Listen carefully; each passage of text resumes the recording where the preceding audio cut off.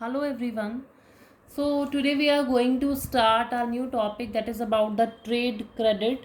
In the previous video we have completed about commercial bank. So now next topic is on about the trade credit.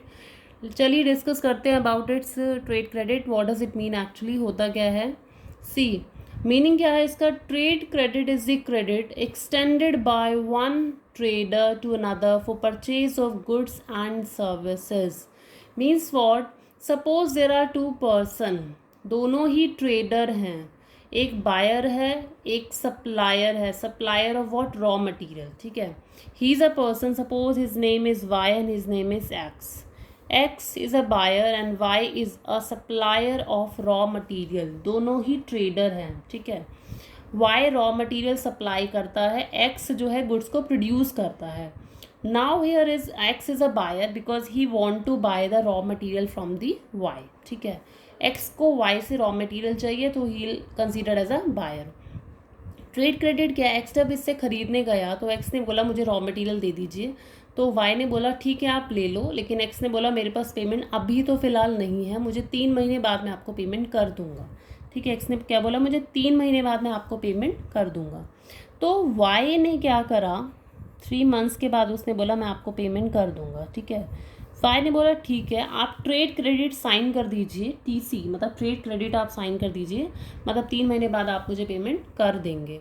So this is trade credit. मतलब ये जो raw material उधार में ले रहा है इससे, ये ट्रेडर ही है, यानी ये भी बिजनेस ही कर रहा है और ये भी बिजनेसमैन है, ये भी ट्रेडर है क्योंकि रॉ मटेरियल सप्लाई करता है. So this is a credit extended by one trader to another for purchase of goods and services. Goods services उधार लेने के लिए जो एक ट्रेडर दूसरे ट्रेडर को देता है, that is known as the trade credit. Generally ये क्या टर्म है, जैसे नेक्स्ट पॉइंट देखते हैं. Trade credit facilitate the purchase of supplies without immediate payment. अब यही पॉइंट इसमें यहाँ पर आया कि ट्रेड क्रेडिट हेल्प कर रहा होता है कि आप परचेज कर सकते हैं but without immediate payment. In such a situation the situation will remain the same. क्या हुआ था, एक्स ने क्या था, गुड्स सप्लाई, इसने रॉ मटेरियल खरीद लिए थे लेकिन इमीडिएट पेमेंट इसने नहीं करी थी. विदाउट इमीडिएट पेमेंट, अगर आपके पास अभी पैसा नहीं है तो कोई ऐसी टेंशन की बात नहीं है. आपके पास अभी पैसा नहीं है तो लेकिन फिर भी आपको ये उधार दे रहा है. So this facility actually provided to the suppliers, provided to the buyer without immediate make payment.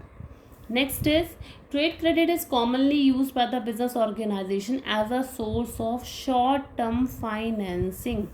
What does it mean here? कह रहा है ट्रेड क्रेडिट जो फैसिलिटी है ना वो शॉर्ट टर्म के लिए ही मिलती है, ऐसा नहीं है लॉन्ग टर्म के लिए 5-5 साल 10-10 साल 20 साल के लिए आप ले रहे हैं. No, it is only for the short term.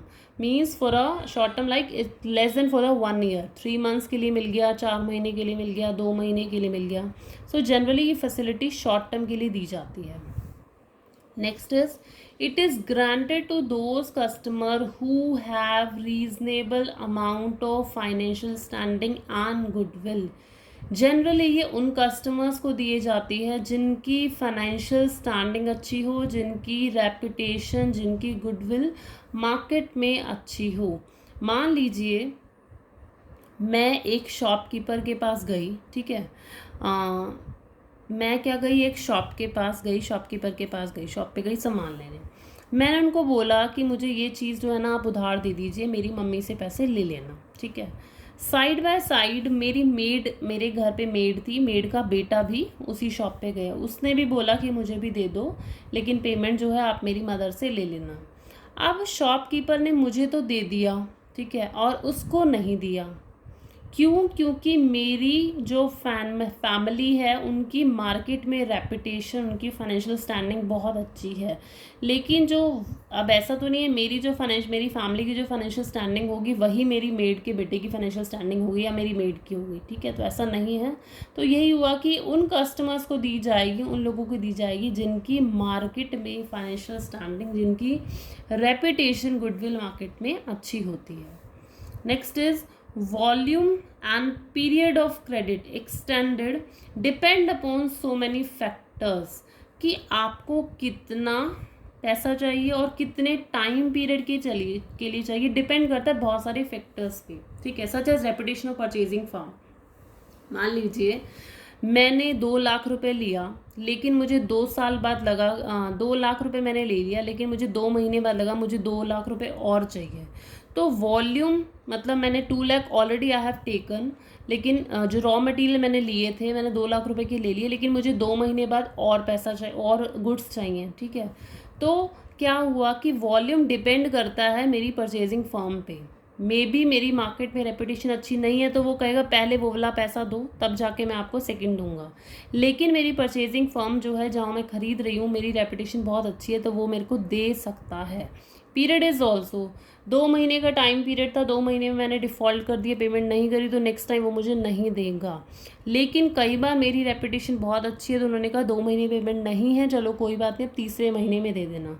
So volume and period can be extended, depend upon कि आपकी रेपुटेशन मार्केट में कैसी है, फाइनेंशियल पोजीशन हमारी कैसी है, वॉल्यूम ऑफ परचेज हम कितना खरीद रहे हैं, पास्ट रिकॉर्ड हमारा क्या कहता है। किसी पर्सन का पास्ट रिकॉर्ड बिल्कुल अच्छा नहीं है, उसने पिछले इतने सालों से ट्रेड क्रेडिट लिया लेकिन पेमेंट कभी नहीं करी, तो पास्ट रिकॉर्ड अच्छा ना होने की वजह से अब उसको कुछ भी नहीं मिलेगा। डिग्री ऑफ कंपटीशन, मार्केट में कंपटीशन क्या कैसा चल रहा है, ज़्यादा चल रहा है कम चल रहा है, तो वो भी सिचुएशन डिपेंड करती है ट्रेड क्रेडिट की। So volume and period will always depend upon so many factors. Next is terms of trade credit may vary from one industry to another and from one person to another। as I told you कि trade credit की जो terms हैं, trade credit के जो rules हैं rigid नहीं होते कि ट्रेड क्रेडिट अगर 2 महीने के लिए लिया गया है तो आपको इतना इंटरेस्ट पे करना है या आपको इतने महीने में दे देना है, ऐसी टर्म्स जो है वो रिजिड नहीं होते, वो डिपेंड करता है वन इंडस्ट्री टू अनदर। एक इंडस्ट्री को आप रॉ मटेरियल 2 महीने के लिए पेमेंट के लिए आप बोल रहे हो, दूसरी इंडस्ट्री को कह रहे हो नहीं मेरे को 30 महीने मतलब 1 महीने के अंदर अंदर आप पेमेंट कर देना। सो ट्रेड क्रेडिट की जो टर्म्स है वो इंडस्ट्री टू इंडस्ट्री वेरी करता है and from one person to another भी वेरी करता है। एक पर्सन को आपने बोला नहीं आप ले जाओ 3 दिन में मुझे पैसा दे देना, लेकिन दूसरे पर्सन को आप कह रहे हो चलो ले जाओ 10 दिन महीने बाद जब आपका मन करे आप तब दे देना। सो depend upon so many factors, इसलिए ये रिजिड नहीं होता, टर्म जो है वो वेरी करती रहती हैं, मतलब चेंज होती रहती हैं। Last says a firm may also offer different credit terms to different customers। जो फर्म है वो डिफरेंट क्रेडिट टर्म्स ऑफर कर सकती है अलग अलग कस्टमर्स को। ये भी वही पॉइंट रिपीट हो रहा है कि एक कस्टमर को बोला कि 10 दिन के अंदर पेमेंट आ जानी चाहिए, दूसरे कस्टमर को बोल रहे हैं कि कोई बात नहीं और 1 मंथ में दे देना। सो टर्म्स जो कंपनी जो है वो अलग अलग टर्म्स दे सकती है अलग अलग कस्टमर्स को। सो ट्रेड क्रेडिट सिंपल सी टर्म है, कोई ज़्यादा टिपिकल नहीं है कि नहीं समझ में आए। ट्रेड क्रेडिट सिंपल है, एक ट्रेडर जो है दूसरे ट्रेडर को उधार दे रहा है for purchase of goods and services. इसने इसको गुड्स दिए, इसने बोला मैं पेमेंट 3 महीने बाद करूँगा, इसने बोला ठीक है आप टीसी ले लीजिए, टीसी पे साइन कर दीजिए, यानी आपको मेरे पास एक प्रूफ हो जाएगा कि 3 महीने बाद आपके पास आपसे पेमेंट आ जाएगी। So both are here trader. So trade credit simply means the credit extended by one trader to another, but for what purpose? For purchase of goods and services. So that's it for this video about the trade credit. In an upcoming video we will be discussing about its advantages, so stay tuned for that. Thank you so much.